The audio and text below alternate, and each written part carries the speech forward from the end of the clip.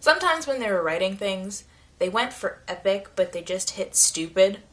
At one point they were talking about the necromancer, and they're trying to be all poetic, and he was like, he is the shadow that grows in the dark. And I'm there like, wait, what? So he's the shadow that grows where there's no light. So he's really just basically the dark.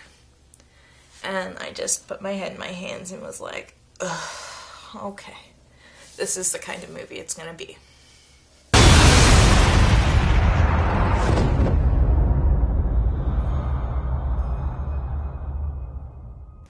So I sat up pretty much all night last night trying to figure out exactly why The Hobbit, the second part, rubbed me the wrong way so much.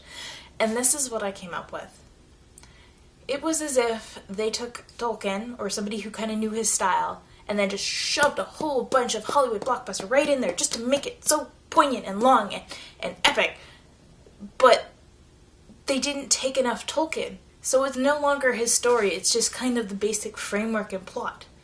They took all the parts that I loved so much and just kind of glossed over them like they were nothing. And the best part about Tolkien for a fan or a literature lover or even a scholar is the fact that he is a throwback to the old stories, like Beowulf and all those kind of ones that have like ingrained themselves in our culture.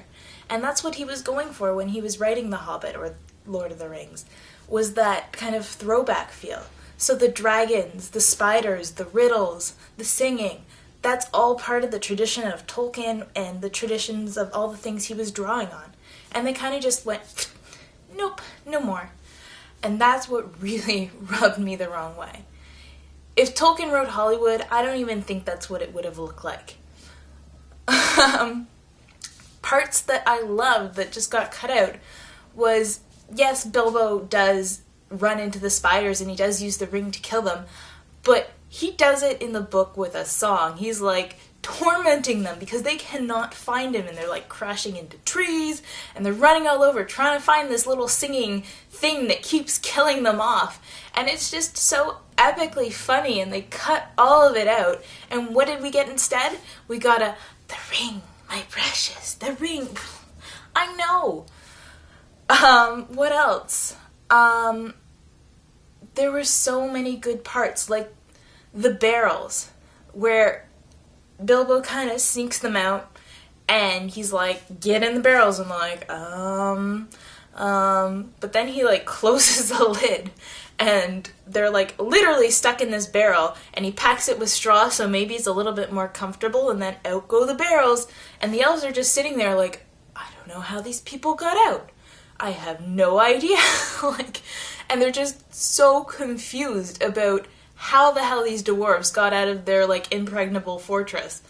And the dwarves are in the barrels and they're just like bumping around, and they come out and they're like sick and they're just achy, and it was just like the most awful experience in the world.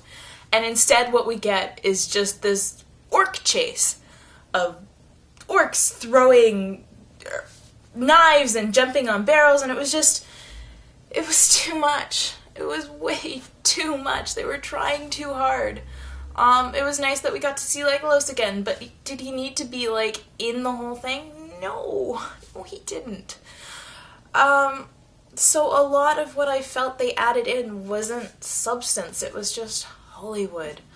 There were some things I'm glad they did because they needed to do it for screen. Like the part with Bard, where they added him in as a character who's helping the dwarves.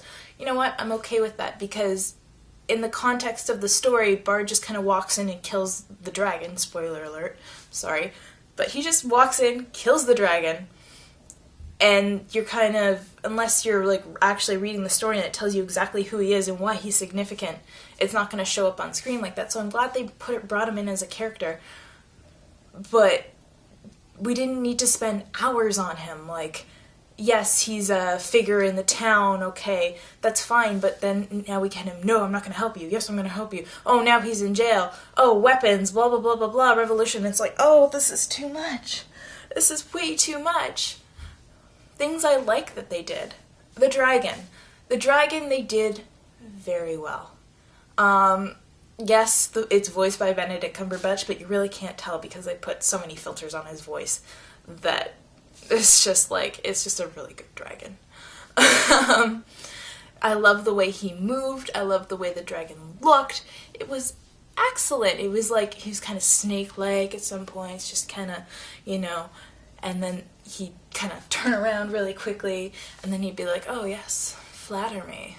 Yes, but oh, you think I'm still not going to eat you? Like, it was wonderful.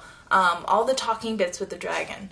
But then they have to have this big showdown with the dragon when it's like, is that necessary? It's really not. I like the part where Smaug gets so pissed off that he starts beating down this mountain, trying to find the dwarves' door so he can, eat them. But he can't, and he gets so frustrated that he turns around and he runs and he goes to burn down Lake Town. I love that part. It was so epic, and it really, illustrated just his character and his primal fury of destructiveness. It was wonderful. But I didn't get that in the movie. So, I mean, was it entertaining? Yeah. They still had some of the humor. But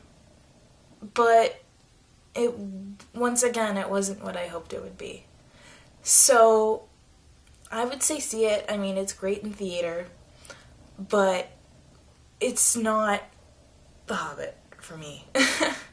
It's barely even Lord of the Rings for me in some points. Yes, it has the characters, but I feel like they had a lot more to work with. They made Lord of the Rings, but they've taken The Hobbit and they've just kind of scrapped it.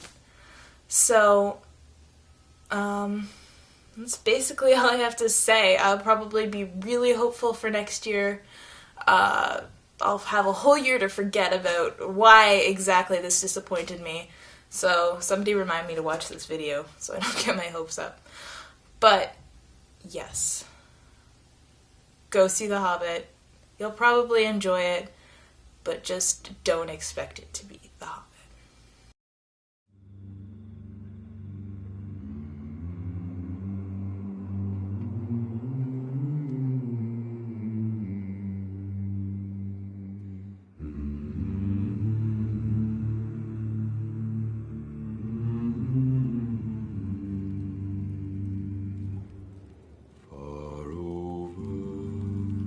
The misty mountains cold, to dungeons deep and caverns old.